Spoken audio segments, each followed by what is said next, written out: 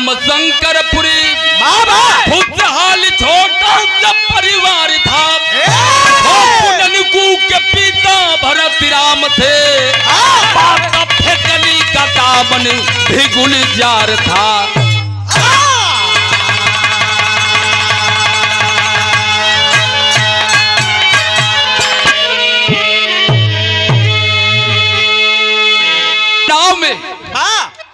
जिला उन्नाव के अंतर्गत छोटा सा गांव, जिस गांव का नाम शंकरपुरी। बड़ा छोट परिवार रहे। पिताजी का नाम, माता का नाम फेकनी। वो परिवार में 2 बच्चा, मालिक 2 औलाद दिले बाटे। बड़का लड़का का नाम छोटू और उसे छोटका लड़का का नाम ननकू। बाबू माई जन्म दे करके लड़का जो ही बड़का लड़का 15 वर्ष की अवस्था में भल, छोटका 8 वर्ष की अवस्था में भल। बाबू माई स्वर्ग सिधार गए। बड़का भाई मजूरी धतूरी कई के अपनी भैवा के पढ़ावत लिखावत बा।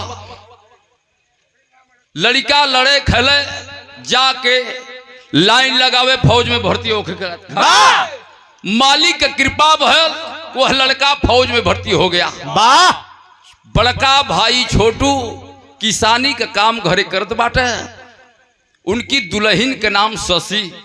जैसन नाम रहल वैसने सुंदरता भी मालिक दिले रहलन। समय बीत रहल बा। एक ठे पुत्र का प्राप्ति भल। लड़का का नाम बड़ा प्यार से राजू रखलन। 5-7 वर्ष की अवस्था में लड़कवा हो गया। भनकता भैया, भनकता बुझाता बेस बा ढेर में।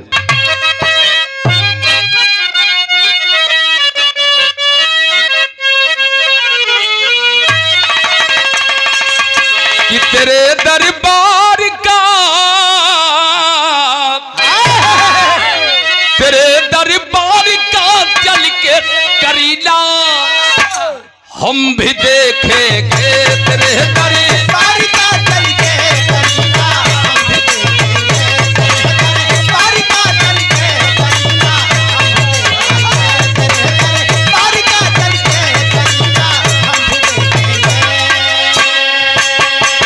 तेरे दरबार का चल के करीना हम भी हम भी देखेंगे। करीना हम भी देखेंगे। अगर मर्जी हुई मालिक, अगर मर्जी हुई मालिक तो मदीना हम भी देखेंगे। अगर मर्जी हुई मालिक तो मदीना हम भी देखेंगे। अगर मर्जी हुई मालिक तो मदीना हम भी देखेंगे। अगर मर्जी हुई मालिक तो मदीना हम भी देखेंगे। बिरहा में कवि जी भाव दिए हैं कि अरे लुटा दे, अरे लुटा दे, लुटा दे यानी पे जो जा, लुटा दे अरे यानी पे जो जा। ये मरैती हाथ होता है। लुटा दे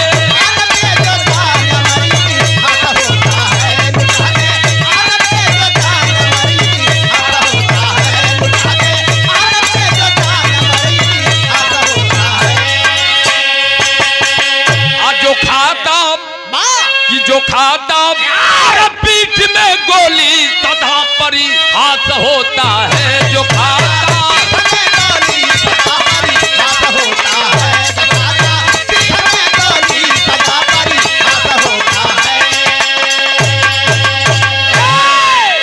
कहानी का शुरुआत हो गल यही से। कहा का कहानी बा। छोटू किसान ननकू फौज का जवान रहा। करे मधुमास स्वागत घर में मुखरित चान रहा। छोटू की पत्नी शशि सचमुच शशि बाला थी। अमावस रात में वो पूनम की उजाला थी। साथी बदमाश जग्गा देखा गदिर रानी को। देखकर चादा चिर सुशासन की कहानी को। राम की लीला से बचा कर लाज भागी है। राम की लीला से बचा कर लाज भागी है। किसकी चक्का सुदी माँ को आग लागी है।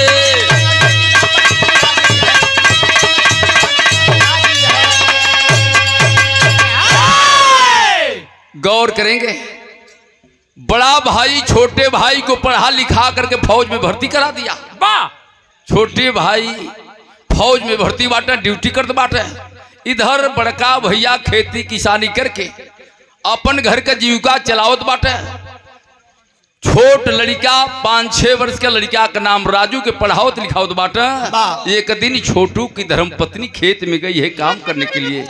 उस इलाके का एक बदमाश जग्गा सिंह छोटू की पत्नी को देख लेता है, उसके सुंदरता पर मोहित हो गया, असमत को लूटना चाहता है। बाबूजी किसी तरह से वह असमत बचा करके घर चली जाती है और जा करके अपने सैया छोटू से कहलस कि जग्गा सिंह मेरी आबरू पर हाथ डाल दिया, मेरी असमत को लूटना चाहता था। और जब इतनी बात छोटू किसान तुलन बाबूजी जग्गा सिंह के पास जा करके और हाथ जोड़ के एक बात कहलन। कौन बात कहलन? एक लानी हाथ तर्जबा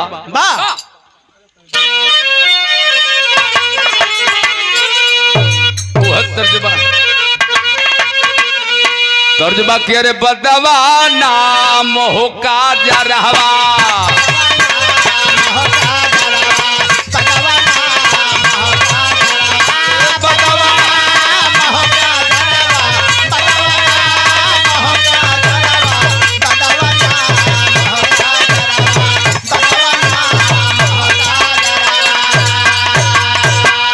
बतौली की कोनो धुन निकले ओकर हमारे गुरुजी डुप्लीकेट तिप्लीकेट चिप्लीकेट पचड़केट चरकलेट लगा हुआ है। एक ठे गाँव में जवन हरिंदर भैया करिशा माला करिशमा ताका हमारी ओर गावे हमरे गुरुजी की अरे गाव हो गवैया जमाना आइल दूसर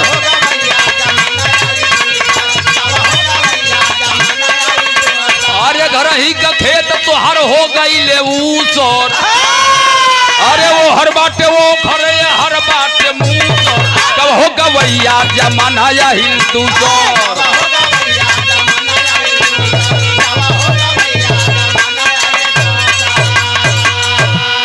लेकिन छोटू बाबूजी जा करके जग्गा सिंह के दरवाजे पर हाथ जोड़ करके कह रहा है कि बाबू साहब हम गरीबों के पास यही इज्जत आबरू से बढ़ करके कुछ कोई दूसरा धन दौलत नहीं है और आप मेरी दुल्हन के आबरू पर हाथ डाले। बड़ी ऊंची बात कह रहा है वह छोटू कि बाबू हो अपन बचावत पगहरी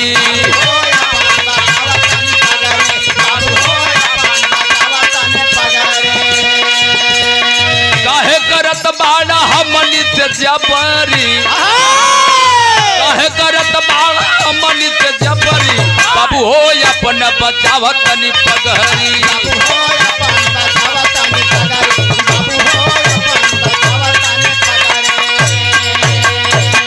एक बात बड़ी ऊंची कह रहा है वो छोटू कि अरे तोहारी बहिनिया का सोने का इज्जतिया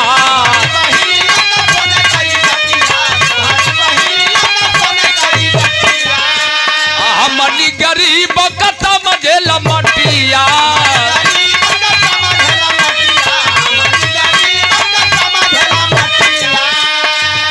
अरे यही तरह कुरुपत का घर गईले उजरी यही तरह कुरुपत का घर गईले उजरी बाबू हो अपन बचावत पगहरी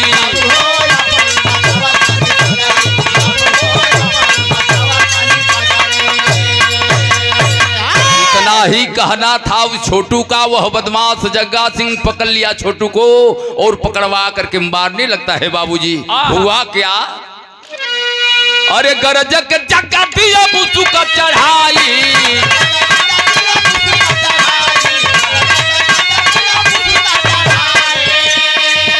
अरे करवाया चला न हाथ लोटवा थमाई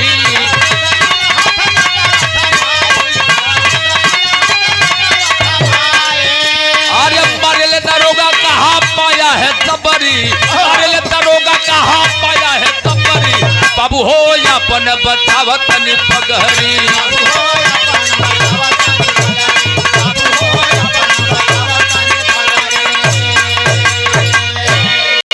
जग्गा सिंह मारने लगा। मार करके बाबूजी कोई केस में चोरी की केस दिखा करके छोटू को जेल के अंदर करवा देता है।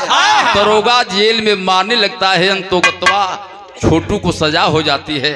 इधर जग्गा सिंह प्रण करता है कि छोटू की पत्नी, छोटू में इतना हिम्मत कि हमारे दरवाजे पर आकर के हमको धमकी दे रहा था। गुस्से में हो गया जग्गा सिंह और गुस्से में हो करके मेरे भैया उसी रात को करता है क्या, जरा देखें गीत बदली कि अरे मैं ससुराल नहीं जाऊंगी,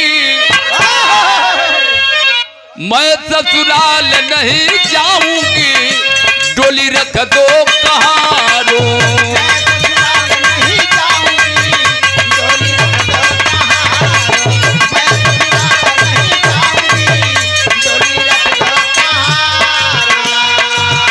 वह जग्गा सिंह बदमाश प्रण करता है, साली को नंगी नचाऊंगा,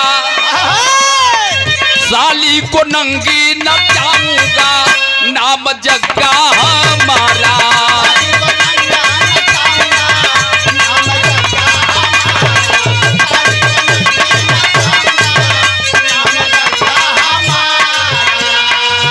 वह रात में जग्गा सिंह बदमाश करता है क्या, रात में साथी को लिया उठावाई,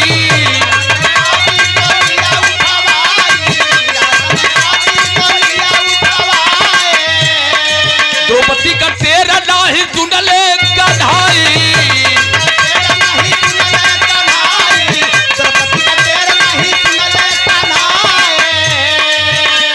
और जाम पे जाम छलकाऊंगा, जाम पे जाम छलकाऊंगा, नाम जग्गा हमारा।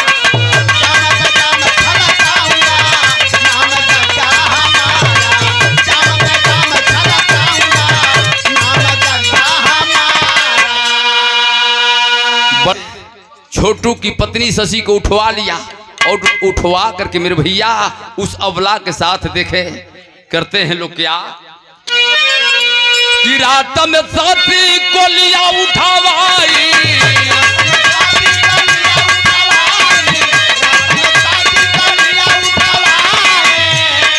द्रौपदी का तेरा नाही सुनले कन्हाई,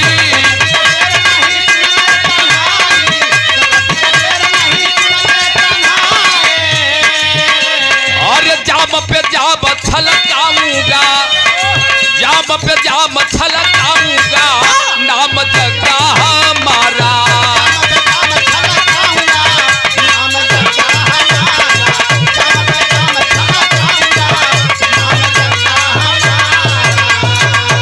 तेरे साथ बेदर्दी किए मुँह काला, डर से कोई ना बोले गाँव वाला,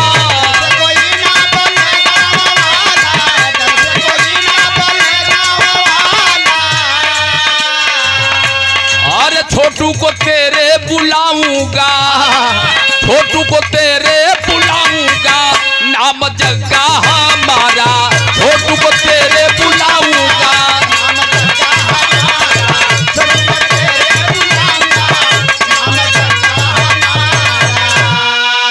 सात लोग मिलकर के उस सबला के साथ मुंह काला करते हैं। इधर छोटू को जेल में पठा दिया साला, कवि को मजबूर होकर के लिखना पड़ा। का भाव लगा, अरे 16 फूलों की रानी बन गई, 16 फूलों की रानी बन गई, अरे सरिता सिसक उठी सागर करता मन मानी।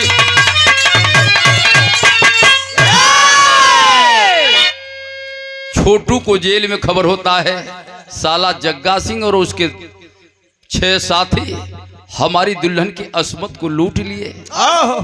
एक पत्र अपने भैया फौजी जवान के यहाँ लिखता है और पत्रवा में का लिखला से लाइन गीत बदली मुझसे मिलसी साहब गाँव में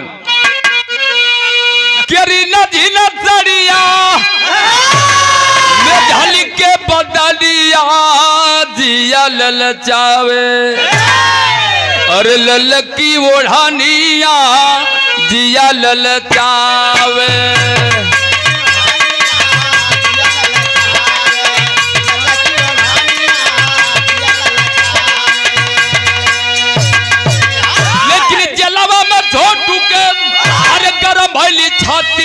लिखी पठवावे, अरे बीरना के पतिया लिखी पठवावे।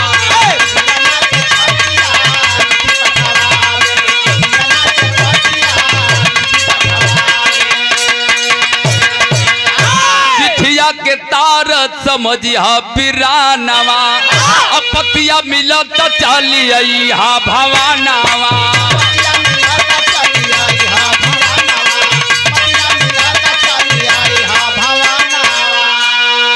अरे जग्गा डूबला थी, अरे घर कई जातिया लिखी पठवावे, अरे बीरना के पतिया लिखी पठवावे।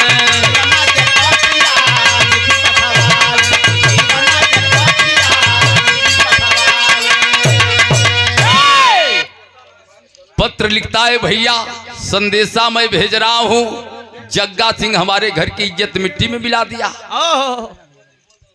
इधर जमानत पर छोटू घर आता है, और जो ही घर आता है छोटू व दुल्हन सोच रही है कि मैं अब इस दुनिया में मुख दिखलाने लायक नहीं हूं, मैं अपनी पति छोटू को क्या मुख दिखलाऊंगी। वह शशि आत्महत्या कर लेती है।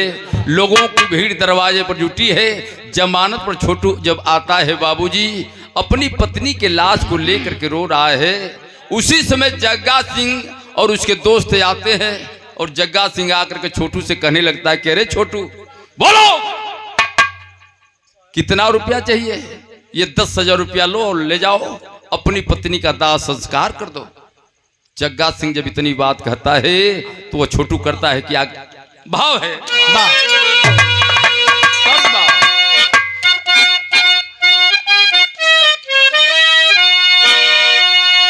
तर्ज हो क्या रे मैया मैया हो मैया,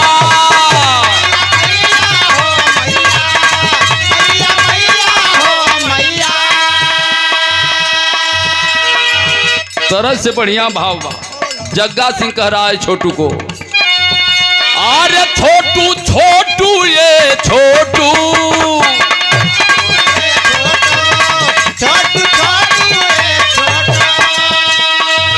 अरे छोटू हो के तना रुपैया, ये छोटू के तना रुपैया तो क्या चाहिए छोटू?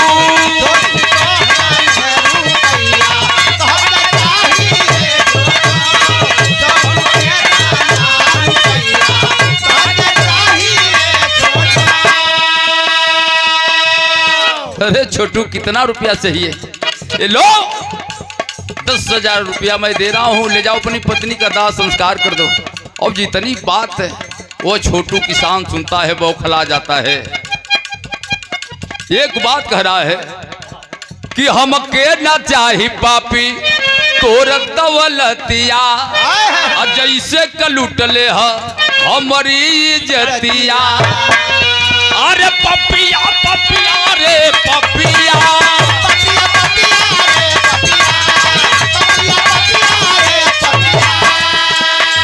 अरे पपिया बदला में चाही, पपिया बदला में चाही तोरा रतिया रे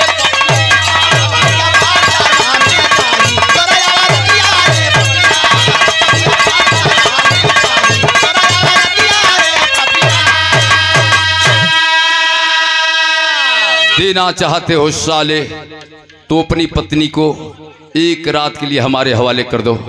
और जब इतनी बात वह जग्गा सिंह सुनता है बाबूजी तुरंत हथियार से लैस था, छोटू को भी गोली मार दिया।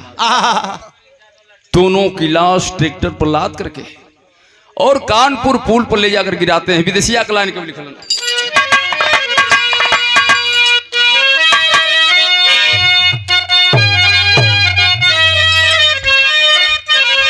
कि अरे इतना चुनती पापी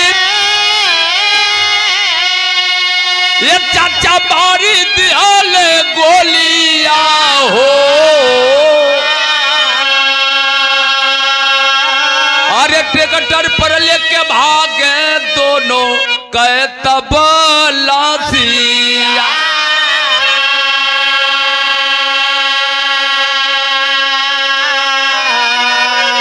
कानपुर ले जाके गंगा पुल पर गिरवले हो। अरे बनवल एक्सीडेंट का बहाना वारे पापिया।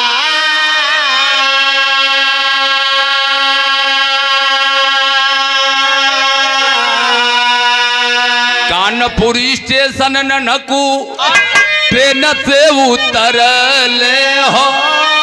अरे पेपर में देखे भैया भौजी का सूराती।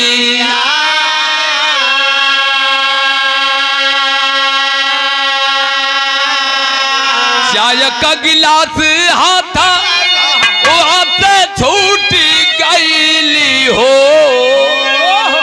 और गिर गई नीचे फाटे बाजार का छाती।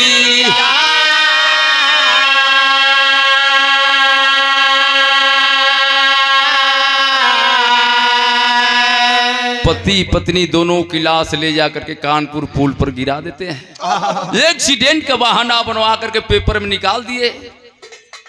भैया हो कानपुर रेलवे स्टेशन पर फौजी जवान ननकू उतरता है। घर जाने के लिए हाथ मुंह धो करके चाय पी रहा है। तब तक पेपर पढ़ रहा है। पेपर में भैया और भौजी को जब फोटो देखलस हो, हाथ से चाय की गिलास छूट जाती है, रोने लगता है। ननकू कहा कि भैया भैया हमें माफ कर दो, भैया भैया हमें माफ कर दो।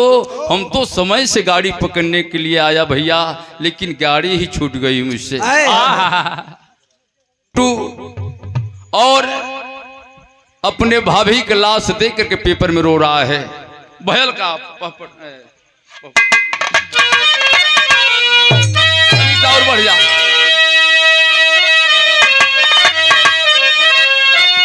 अरे चिट्ठी नहीं जल लिया महूतार हमर बीराना।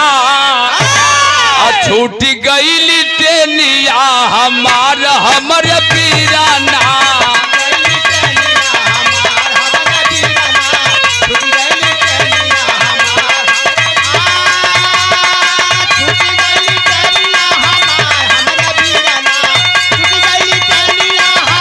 हमारे बीराना छूट गई टेनिया।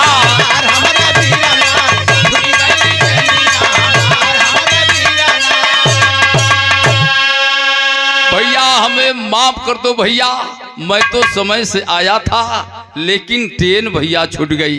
घर जाता है ननकू और गांव के लोग सारी व्यथा को बताते हैं। हुआ क्या कि घर जाते जाते ननकू पोर गया पाई हो। फेंक दिया लोटा घुमा के जब पियबे पानी हो। अरे भाभी का अगर होई दिल में प्यार हमारे बीराना, संग में होई है तेरा ही तोहार हमारे बीराना।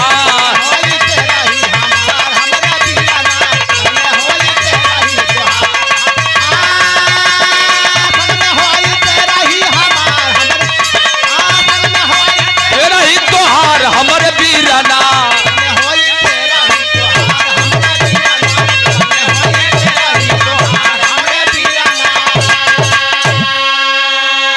आधी रात को जग्गा और परिवार का किया सफाई हो। जग्गा की औरत गोदी का बच्चा पकड़ी कर आई हो। भतीजे को थमा दिया हथियार हमारे बीराना। आई तो हुए तो हरे शिकार हमारे बीराना।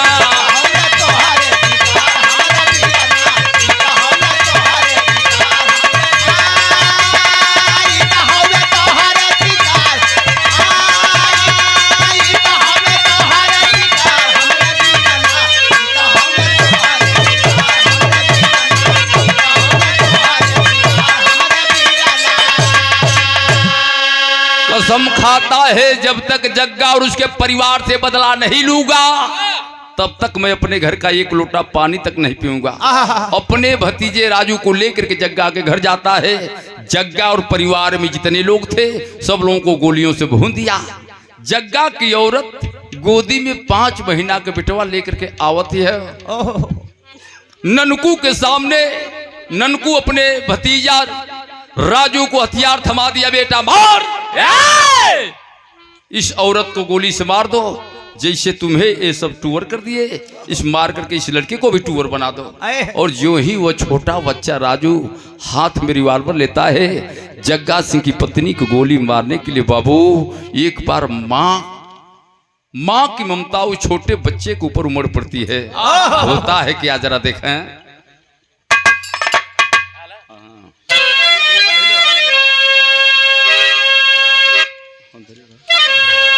अरे साधु का जीवन होला अमवा की नैया, दिला मीठा फल खा के पत्थर के मार,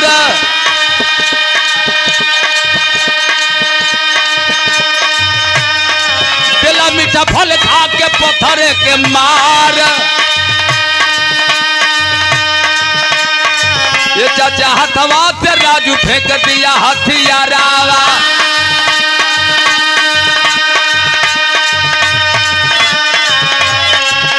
हाथ में हथियार लेता है राजू जग्गा सिंह की पत्नी को गोली मारने के लिए। वो हाथ में अपने बच्चा को गोद में ली है। हमारे राजकुमार हाथ में रिवॉल्वर लेकर के ताना है राजू गोली मारने के लिए जग्गा सिंह की पत्नी को। वह 5 महीने का बचवा गोद में लेकर के गरगन गरगन कांप रही है। राजू हाथ में रिवॉल्वर लेकर के ताना है, ये चाचा गन गन बदनिया का पहले बबुई के, ये बाबू गन गन बदनिया का पहले बबुई के। अरे गोदिया में ले ले बाटी ननका दुलार,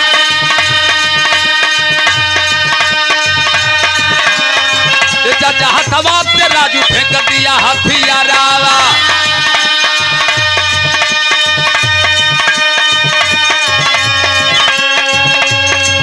अरे हो टूअर हो जाई करेला विचार,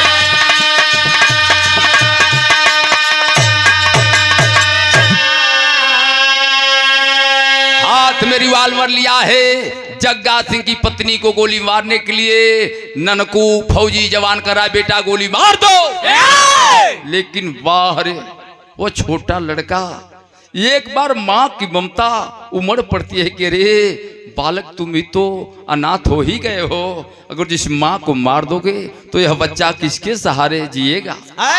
हाथ से रिवॉल्वर फेंक देता है। ननकू गुस्से में हो गया और गुस्से में हो करके अपने भतीजवा से एक बात कहलस। का कहलस जरा देखें।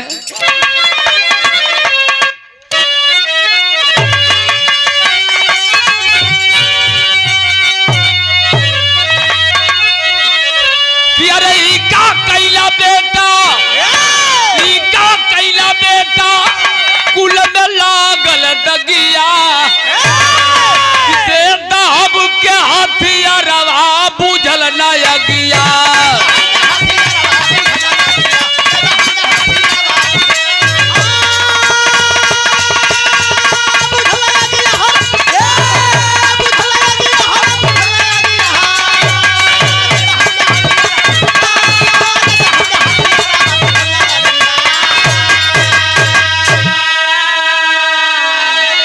हाथ में फौजी जवान ननकू रिवॉल्वर ले लिया गोली मारने के लिए, लेकिन वो छोटा बालक एक बात अपने चाचा से कहलस। का कहलस कि रुक जा चाचा, टूअर की गति टूअरे जाने भाई, नान का देला टूअर होके के कहे माई, काहे कैले बाला अपन बाजर छतिया, कि देता हम क्या हथियारवा बुझल न अगिया।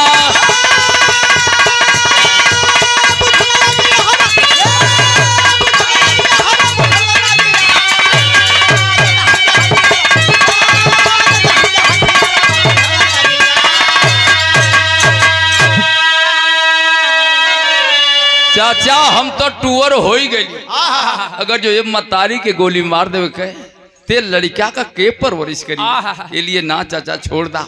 और जब इतनी बात तो छोटे लड़के का वह जग्गा सिंह की पत्नी सुनती है, गोदिया में 5 माह के बिटवा ले ले बाबू, जा करके दौड़ करके राजू बचवा के गोदिया में चिपकाए लेलस और गोदिया में दबकाई के एक बात तो जग्गा सिंह की पत्नी कहती है, कौन सी लाइन है?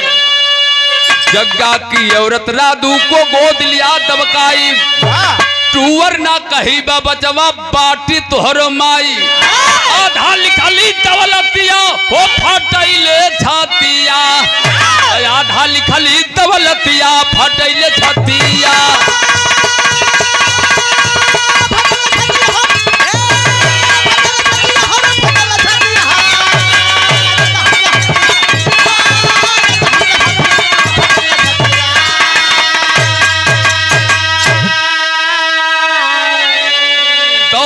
जग्गा सिंह की पत्नी राजू को गोद में दबका लेती है। बेटा, धन दौलत जितना संपत्ति है, सारे संपत्ति में आपको आधा हिस्सेदार मैं बना रही हूं।